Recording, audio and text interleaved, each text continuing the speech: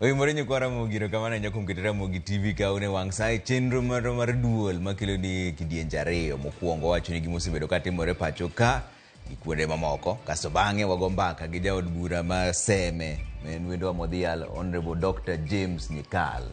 Gimomiyo waluongo gini ni siasa gi thieth. Wach mar thieth mar SHA nitiere ywaruok to siasa koni be mar higa mar 2027 bende nitiere mutni moro. Koro bro winjane ni oparo ang'o madhi mbele to jopiny onego ong'iko mani. Imbe dwaro winjo pachi 2-6-00 eka kinyalo yudowa. Wantiere kae gi Elizabeth Otieno Nyarugenya kaka jaloko marwa. An kaka pile nyinga Trevor Ombija jandingo panga jonyakach dendo nombija taya nyakwar guok ocha pesa. Magi weche manyien ma wan go. I'm going to consult before we make the next move, as I said. So I say that I will make a statement sometimes next week.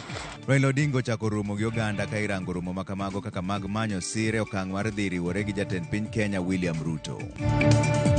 Total cost of the toolkit on this document, line number 26, 7 billion. IBC oyango ni nigi chenro mar dhi tiyo gi omenda maromo bilion 61 mar bago yiero maduong' mar higa mar 2027. Gimanyisa ni jogo notiyo kode marach ekonege kawuotho ayudo siruare kando to ketie 20 bob. En lit ne familia moro mar Wagai ma nyathigi manyako ma jahigni 12 kwany ringre bungu bang' lal kuom jumbe 2.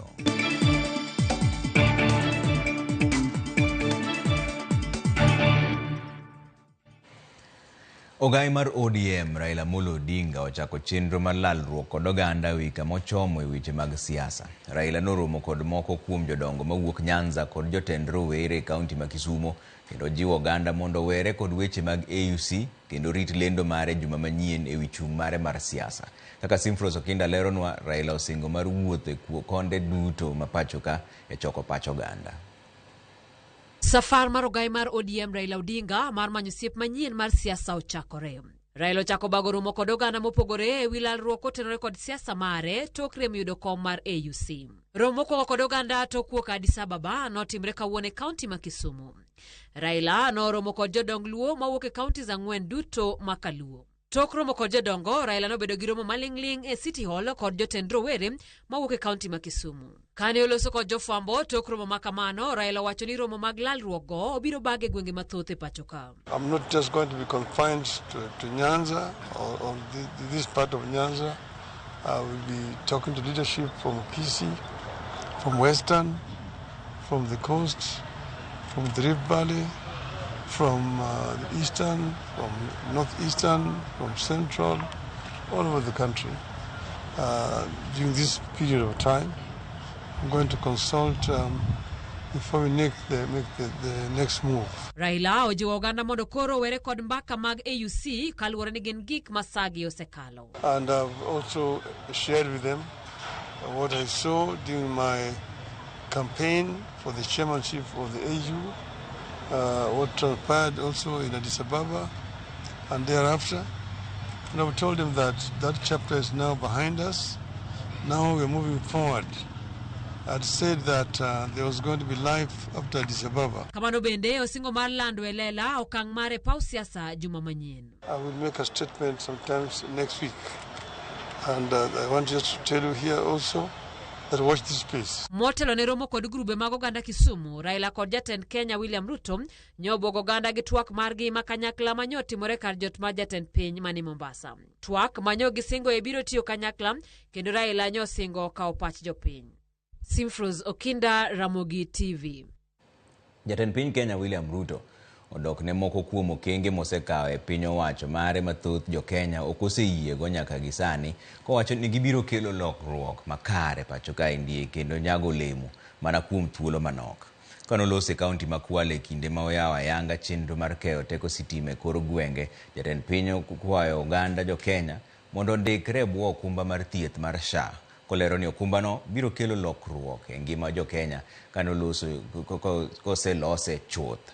Ruto bende odhi nyime gi jiwo riwruok mar oganda jo Kenya duto kodok ne osiep e kinde kod ogai mar duond bura mar ODM men Raila Amolo Odinga.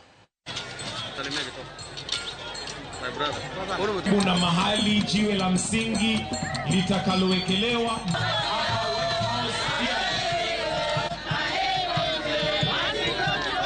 Hakuna mtu anaruhusiwa ati kwenda kuvamia shamba ya mtu ati kwa ndio serikali iweze kumlipia hiyo ardhi.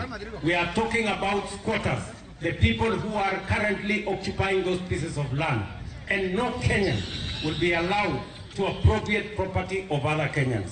Kwa hivyo, askari na watu wa provincial administration, make sure that you protect property that is private and that is public. We are trying to solve the absentee landlord problem for those people who already are squatters in those pieces of land. Ili tukue taifa lenye nguvu na taifa thabiti, ni lazima sisi zote kama taifa tuishi kwa amani kama ndugu na dada. Sasa ni wakati wa maendeleo, na ndio umeona serikali sasa imejumuisha watu wote. Leo hii Mheshimiwa President ameanzisha mradi hapa. Huu mradi hautafanyiwa kazi na watu wengine isipokuwa sisi vijana. Leo hii haileti raha, haina maana, haileti thamani wewe kushika panga uache kuja kufanya kazi hapa. IEBC dhi tiyo gi omenda maromo siling bilion 61 mar bago yiero maduong' mar higa mar 2027.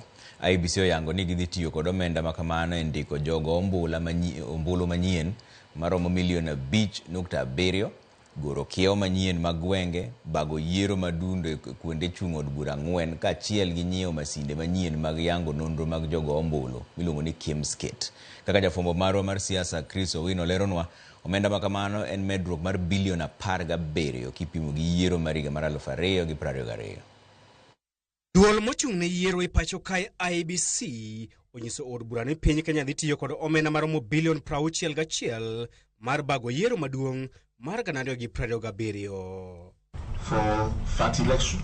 E nyim komiti mar od bura mochung' ne chike JLAC, jalup jatije maduong' mar IEBC Obadia Keitan oyango ni omenda makamano dhi chung' ne ndiko jogo ombulu manyien maromo milion 5.7, goro kiewo mag gwenge kaachiel kod nyiewo masinde manyien mag yango nonro mag jogo ombulu. The requirement for the general election to 61 billion 7,052,195. Now Mae en medruok mar omenda maromo bilion 17 kipimo kod yiero maduong' mar 2022 mane IEBC otiyo kod bilion 44.6. Kaluwore gi director mar omenda e IEBC Osman Ibrahim, IEBC dhi nyiewo masinde manyien mag yango jogo ombulu maromo 50,352. Technology above 10 years is obsolete. So the 45,000 KIMSKITs will be obsolete by come the general election. Jogo ombulu e kuonde chung' od bura 4 mosebedo ka onge kod jood bura magi kuom thuolo malach bende nyalo buonjo bang' IEBC kwayo od bura omenda maromo milion 480 mar bago yiero madundo e gwengego. Moko kuom ute chung' od bura ma IEBC dhi bago yiero madundo tok yudo commissioners manyien gin kar chung' od bura ma Ugunja, Banisa, Malava kod county ma Baringo kaachiel kod wards 9. Chenro mar goro kiewo mag gwenge ma kuome osemoko e rod kuom thuolo mar higni 3 nyalo chopo kare poni od bura opuodho omenda maromo bilion 7 mar tayo chenro makamano. we have sought an advisory from the Supreme Court, but we don't know what the advisory will be. If they say we go, then we know the budget. It is actually 7 billion. Chenro makamano ne onego tim dwe mar 3 higa mokalo, kata kamano ne ochwale nyime kaluwore kod onge mag commissioners. E komachielo, apisi mochung' ne ndiko duond buche pacho kae bende oyango ni gisendiko duond buche 2 manyien motelo ne yiero maduong' mabiro. Duond buche makama gin duond bura mar The We Alliance Party kod Democracy for Citizens Party. Duond buche mamoko manyien 11 bende osendik makmana ni pod gin e yor kojolo. Ikrok ne yiero maduong' mar 2027 osechako mako mach bang' duol mochung' ne yiere pacho kae IEBC kwayo od bura omena maromo bilion 61 mar tayo yiero mabiro e yo ma ohuyanga kendo maratiro. Chris Owino, Ramogi TV, Parliament Buildings, Nairobi. Telo mar okumba mar thieth mar SHA oseyo kwan mar ute thieth mag ji giwegi mong'anyo chiwo thieth ne jopiny ka gikoni pod nitiere maromo ute thieth 8,000 ma pod biro chiwo thieth ne jopiny. Jata tije mar SHA Dr. Robert Ingasira oyango ne report mora mora ma gibiro yudo mar od thieth mabiro dagi chiwo thieth ne jotuo ibiro kawnegi okang' mager. To kaka Judith Omondi bende lero, riwruok mar jopuonj KUPPET ma bende okumbagi mar thieth nyaka sani ok ti obwogo kawo okang' mager poni piny owacho ok ochwalo omendagi kochopo odiechieng' makiny. E okang' ma okwongo telo mar okumba mar thieth owuok oko mar wuoye wi ng'anyo mar ute mag thieth mag ji giwegi e chiwo thieth ne jotuo matiyo kod okumba mar thieth mar SHA. Jata tije mar SHA Robert Ingasira e twak mare kod Ramogi TV odiechieng' ma kawuono oseyo ng'anyo mar ute thiethgo ka okoni pod nitie ute thieth ma ohewo 8,000 ma inyalo tigo kod jotuo. Ingasira bende koni okang' mager biro kaw ne ute thieth mabiro tuono jotuo thieth. I don't think it is true that members are not receiving service. I need to indicate that as we sit here, we have contracted more than 8,600 facilities. The facilities membership under RUFA is just about 300. If there is any member who is being turned away because of one reason or the other, then like I said, we will invoke the whatever clauses that are in our contracts with them. Kata kamano oyango ni nitie gope maromo bilion 19 ma oseyangi mag NHIF kendo gisechako bandho migepe mag piny owacho ka okalo kuom migawo mar omenda mapok nochwalo omenda ne NHIF. These amounts are supposed to be obtained from a number of government ministries against schemes that were offered by NHIF. And we have had discussion with these ministries, and plans are being made for those ministries to be funded by Treasury so that they will get the money and settle. Ewi okumba mar thieth mar jopuonj mabende ok ti nyaka sani, Ingasira koni ginyalo dokie SHA gino mar riwruok mar KUPPET okwedo ma okalo. This is where SHA comes in very handy, because even when you go to a hospital, SHA is the first charge. So if your other insurer withdraws service, even yourself, then you still have SHA. The SHA CEO is saying is unacceptable because teachers lost their medical allowance so that they can get quality services. There are no quality services in public hospitals, so teachers cannot go to public hospitals. Telo mar riwruok mar KUPPET obwogo ka ondamo mager poni ok ochwalo omendagi mag thieth. And the decision that we are going to make is not only limited to asking the government them to down their tools. It can be even legal redress because that's a right. So watch this space. Yes, medical attention is a right. We cannot listen to lectures from whoever. Tich Ang'wen jumani okumba mar thieth no dhi bago bura kod telo mag ute thieth mag ji giwegi poni ginyalo chopie winjruok. Judith Omondi, Ramogi TV. Kwan mag joma osewito ngimagi bang' masira mar apaya manyotimore Koru Muhoroni ochopo 5 bang' achiel kuom jotuo 4 manyochwale kar thieth ma Jaramogi Oginga Odinga Teaching and Referral Hospital wito ngimane. Ji 3 mamoko to pod dhi nyime gi yudo thieth e osiptandno. Ji mamoko 8 bende dhi nyime gi yudo thieth e osiptal ma St. Vincent Mission Hospital mani Muhoroni. E masirano manyotimore otieno manyoro, ji mamoko 15 bende nyoyudo hinyruok kendo nyothiedhi magidhi nyaka pacho. Yeah, last night there was a very, very serious traffic accident near Muhoroni where we received at around 11 o'clock 4 patients who were severely injured. They had fractures of the lower limbs, fractures of the upper limbs, and in fact we had one who had a traumatic hand amputation. It's unfortunate that one of those involved in the road accident, passed away while undergoing treatment. One lady who had what's called traumatic amputation is currently in theater, is undergoing surgical debridement as we speak. The remaining two that actually have some fractures, they have been attended to by the orthopedic team, and as the CEO has said, all that I've done is to ensure that the patient's safety is held, and the patient actually currently are recuperating well and they're in good condition. Governor ma Migori Ochila Yako singo chopo singo mag dongruok e kaunti ma Migori ka wacho ni thuolo mar higni ariyo gi nus ma osetiyo dongruok ma osetimo nenore. Governor Ochilo ne twak e od bura ma Migori kama ne ochiwe ler ewi kaka sirkande osedach e gi wach mar dongruok. Jafwambo marwa ma Migori George Juma ne ochopo e twagno kendo miwa ler mar wachni. E twak mare no mokwongo bende ma Migori higani, twak mabende chik wacho ni gavana nyaka koro chiw higa ka higa. Ochilo wane piny owacho ma kaunti ma Migori osego okenge madongo e chorochego mag dongruok. Gedo mar log tij mar kaunti ma Migori ma igero kod omenda maromo $400,000 chulo gope mag jotimo rak maromo $1.1 billion gin mag gavana ma Migori wacho ne sirikal mare osetimo. We have managed to pay pending bills to our suppliers, contractors and service providers to the tune of $1.1 billion. E migao mar ohala, Ochilo ni gedo mar kar choko, piedho kaachiel kod uso mwandu mopogore opogore ma ong'ere kaka County Aggregation and Industrial Park ma igero kod omenda maromo $500,000. Chiwo omenda mar timo ohala ne grube maromo 400 gin moko kuom chenrogo mag ohala ma osetimo.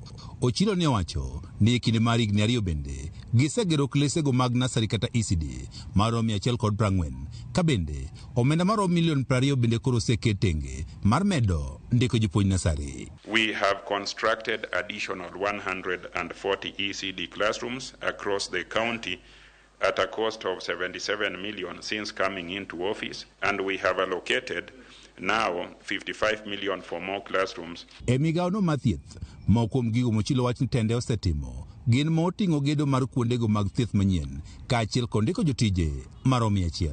We are in the process of upgrading the Migori County referral from level 4 to level 5 hospital, which will include a medical surgical complex with an ICU, 4 theaters and surgical and medical wards. To e sekta no mare pur kaachiel kod pith jamni, gavana ma Migori wacho ni gisemiyo jolupo ounga mag rech, chiwo nyithind rech, chiemb rech kod kata chiwo kothe ne jopur. Have constructed cold storages at Hispania and at Uriri at a cost of Kenya shillings 10 million. We have procured and distributed more than 80 tons of high quality seeds, including Nyota beans as alternative to tobacco farming, maize, sunflower, sorghum and rice. Ne wani ten county ma Migori keto kenge mane ni kambi mar rabuon mano mageto ng'anya mabende osebiro ka koro kwamo kuom kiny mathoth koro chako tich makare. We are currently working on a policy to facilitate the entry of a strategic private sector investor who will or who should be able to assist us in running it. MCS ma Migori ne ogolo paro ma opogore ka otende kod twak mar gavana Yako. Gavana osetiyo matek kendo wuoda Yako med tiyo ne jopiny ae luoro bed motegno nikech wan ng'eyi. Naomba kwamba mtulie, vitu ambavyo vitakuja zingine ambazo zinataka lot of planning na heavy expenditure ni vitu ambavyo tunaweka pesa kwa kila mwaka na zitaonekana baada ya muda fulani. Omulo Stadium for Youth, Omulo Soko Mujinga, Mondogere to the modern market, headquarter dhi mbele ka gorofa ariyo. Pending bills ni en tuo momako counties wa duto te ok mana Migori kende. To king'iyo wan kaka jo Migori wase reduce marwa makoro dong ma 0.6 billion.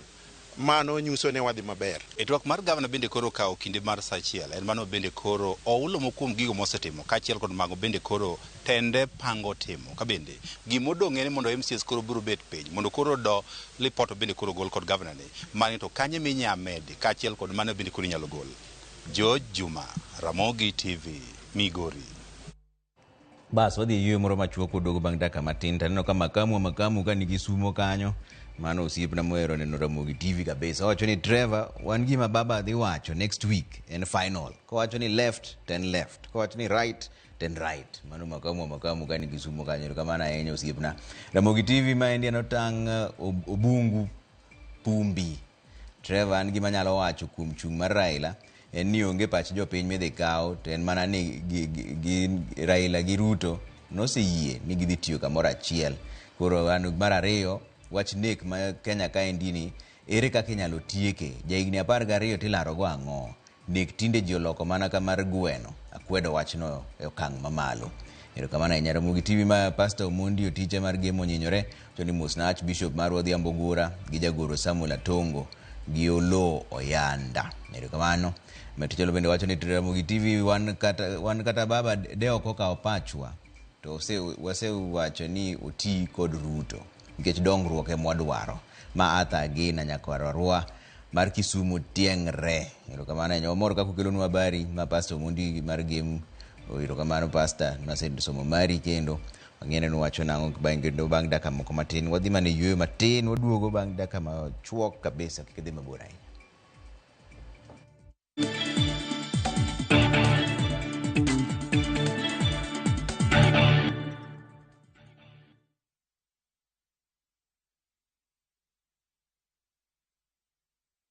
Love is a beautiful thing, and this February, Viusasa is all about love. Watch Boy Child Under Siege as Ochi and Linda get ready to eat a nicely prepared meal. Kuna mtu ameita zimamoto?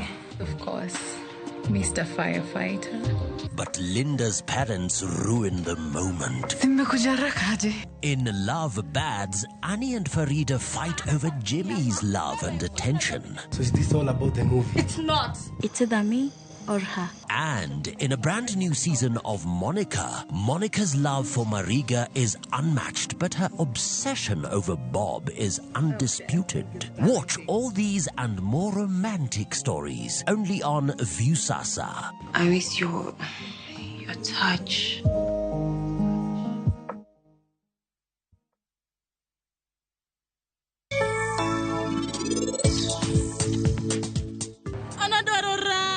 Kideu kushi, anabiro timo gimoro. Anang'emi biro timo. Awacho neno tim gimo neno ni kare kai. Koro in ng'ano kae mondo inikwara tero. Ang'o midwa gane riembo mtoka to kine miriembo? An kayo kadwa neno kokale gimarach to bendo kadwa neno pi wang'e. Okanyal kale gigite. Anawinjo kaseol gitembe gi Nyasacha. Magi gin wuoche mag Sarab. En orwako giga sama en odwa ng'ado bura. To param, mai koro en ting' mari nikech in yewuoyi maduong' e dalani to bende in gimoro amora kai. Indulge in the moment with every spoonful of Delamere real fruit yogurt.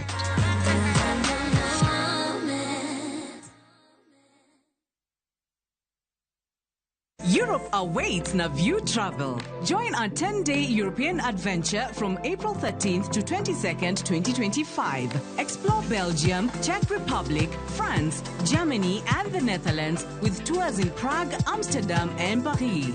Enjoy boat cruises on the Vltava, Seine, Lake Isle, and Rhine, plus visits to Prague Castle and the Eiffel Tower. All this and more starting from $2,550 per person sharing. Book now and lipa pole pole. Visit viewtravel.com or call and WhatsApp 0703 254 254. View Travel. Dream, explore, discover.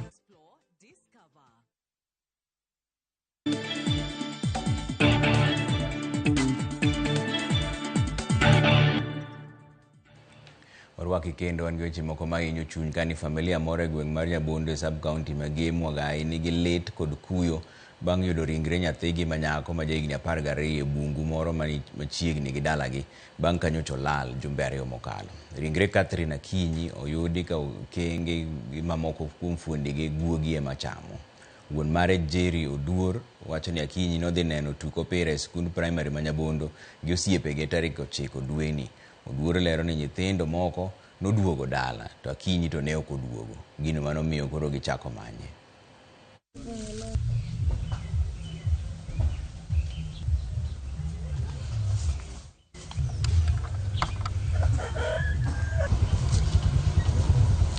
Koro nyoro kanyo waseyudo fuondne makoro gima nyisa ni jogo notiyo kode marach ekonege. Ayudo siruare kando to ketie 20 bob.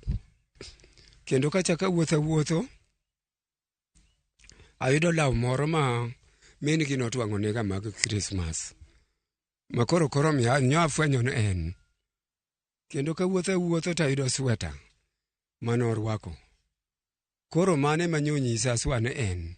Nyathi ma ja klas 4 ma ja higni 12 kinyalo kaw tikete ouru bag moro ma siling 30 to krom kata nusne. Mane yo manyo sirikal koro nyalo choko go gigo mondo ting'e kendo nyolitnwa kabisa. Akwayo ahinya sirikal maka to ahinya kendo mochung' kor karita kwe ni onego ukas koru mondo wayud ratiro marwa. Vijende ma wuotha to mako nyithind ji ok en gima ber. An gima akwayo eronu ayude bo atere nyaka kamunyalo e muchari to kaka nwachope muchari gima jo muchari nonyisowa notamo wang'wa nikech ne gidwaro ni gitim postmortem gi DNA to pesa mane gikwayowa otamowa. En wach malit ahinya, watimo mos ne familia naendo. Jolupo e kaunti ma Homa Bay koro chako riwruog saga margi mageto jologi e chenro mag lupo magitimo. Okang' ma kamano jolupo go neno kaka madhi reso gi midhiero magikale e kinde magidhi nyime gi chenro mag lupo e nam Lolwe. Kaunti ma Homa Bay nikod dhowedhe ma oingo 140 ma chenro mag lupo dhi e nyime kendo nikod jolupo mathoth mayudo konyruok margi kaluwore gi chenro mag lupo magitimo e alwora mar nam Lolwe. Riwruog saga no geto ndiko jolupo maingo 12,000 e dhowedhe.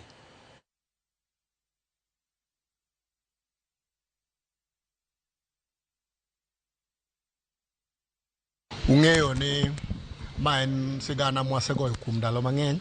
Bedo kani ne en ng'iyo ni to ang'o gini monego wachak timo. Koro e wach mar sako no eto buro ng'ado ni chakre week machakore tarik 10 wabiro bedo gi thuolo mar ringo oko kendo timo mass membership recruitment e sub counties wa ma oluoro dho nam duto.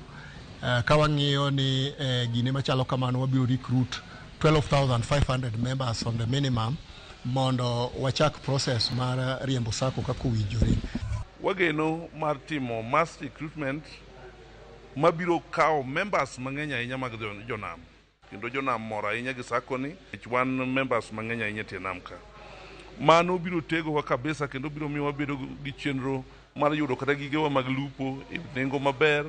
Wabiro yudo puonj kaka wanyalo bedo gi arita maber e nam. Gik mang'eny wabiro yudo kowuok kuom sako nikech ibiro tayo gi professionalism mamalo. Nitie joma koro wabiro poch koa oko e sectors mamoko mosomo weche mag finance mabiro tayo nwa sako ni. Duol mar NEMA omiyo kaunti ma Nairobi seche 24 mar golo oko taka ma pod ochungi gi nyamburko e rangeye log tich mar kambi mar keyo teko stima miluongo ni Kenya Power. Taka go nopuki okinyi manyoro gi tend kaunti ma Nairobi mabandho kambi mar Kenya Power gowi maromo siling bilion 4.8 magiwacho ni osechokore kuom kinde buora. Lidio Keyo nigi ler mar wachni. Maloyo seche 24 nyaka ne apisa mag kaunti ma Nairobi puk taka e log tich mar kambi keyo teko stima e pacho ka.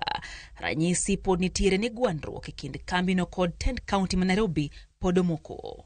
Taka go manyo puki wuok tich koro choki kendo oli loche bich ma otigo de geng'o rangeye mag kambi no. Ka apisas mag kaunti no bende fuyore kendo gibeda kicha e alwora no. Apisa maya duol marango weche mag alwora e pacho ka NEMA ne ochope log tich mar kambino kendo golo chik mondo mitend kaunti no gol loche oko kendo gimany yore mamoko maginyalo tieko godo gwandruok makamano to ka ok kamano to koro gibuogo chwalo gi e doho. We are issuing an order to the Nairobi County Government to make sure that these vehicles are removed. This area now is infested with worms and smell, and we don't know whether there were rats in that waste which could have escaped into the neighborhood. Takago sekelo midhiero kod lal newego hala mani alora no manyo chuno mondo mi olor ohelni magge kalore kod tik marach mane oriembo jong'iewo. So we do have about 15 tenants. Kenya Power is just one of the tenants. And it's quite unfortunate that this matter that has got nothing to do with the building, has got nothing to do with the landlord, is really affecting other innocent parties, including our tenants. We are warning you, remove your trucks. Remove your trucks. We are giving you 24 hours. Failure to do that please don't complain. We will take it upon ourselves, Kenya Power employees, because this is interfering with our work. We have no problem with Kenya Power. We have no problem with the county government. Why are you bothering with us? Tend county no kata kamano podoramo ni nyaka chul gowi maromo siling $4.8 eka gibiro golo taka go elog tich mar Kenya Power. E ote mare kawuono, jatend migawo mar teko Opiyo Wandayi osingoromo gi gavana ma Nairobi Johnson Sakaja mar tieko gwandruok ma kamano, kolero ni Kenya Power onge gopi mar kaunti ma Nairobi, ka bende olero ni Nairobi County nigi gop kambi Kenya Power maromo siling $2.1. Matimore kama kuom jotelo e county ma Nairobi bende ogolo duondgi e wach makama. Kenya Power and Lighting Company does not owe the Nairobi County government a single penny in terms of water bills. The Nairobi County government is owing KPLC 2.958 billion shillings in terms of outstanding electricity bills. I will be engaging the governor after this, but even as I seek to do so, I'm hoping that the county government of Nairobi will move with speed to restore water supply to the KPLC facilities. Ka Kenya Power ng'ado nus sima, gouru simo, ndikuru barua mondo dhi ubed kodgi piny, umany kaka unyalo wuoyo. Ka ok gi resto stimano, nitie court. En gima lit ahinya ni ng'ato nyalo kawo sheria mkonone gina lwete moamua ni kawuono odhi olo takataka e mbele ofis ng'ato. Ma en achiel kuom nyamburko abich mano okelo odiochieng' manyoro kopong' kod taka e log tich mar Kenya Power and Lighting Company kakoro en rito kod neno kabede ten county ma Nairobi biro golo geche mag taka gi kata owoyo. Lydia Okeyo, Ramogi TV, Stima Plaza, Nairobi.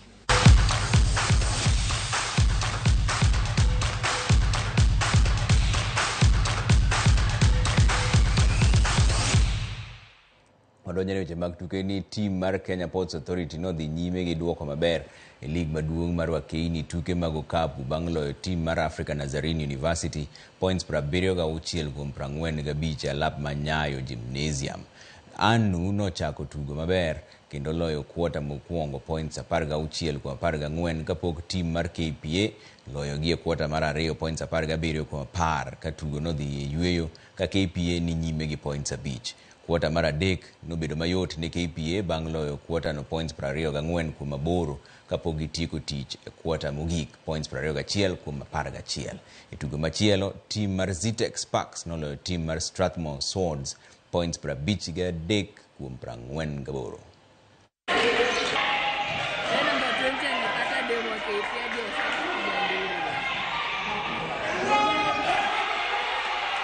Their finishing has been poor. Their mentality during approach of the game has been poor. Today they are not afraid of the game.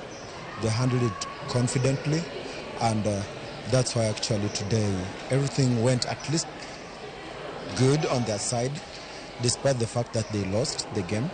But today's game was better. My principal are working, and I can see they're following the philosophies, and we're playing together as a team. It's built a lot of teamwork, it brings a lot of togetherness. So as a team, I'm happy as a coach. We're implementing the things we're doing on our training.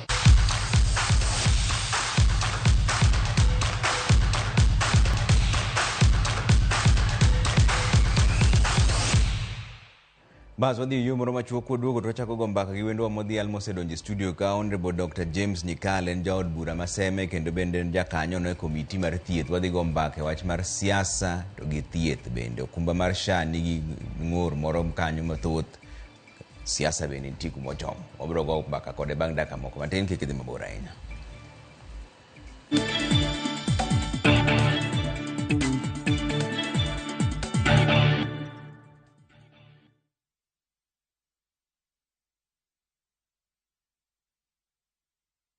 Marubani wanashinda pesa fiti in seconds on aviatashabiki.com. Kwa majina naitwa Gloria Sakwa, nikiwa mkulima mkazi wa Bungoma. Usikuwa naamini ni kama inaweza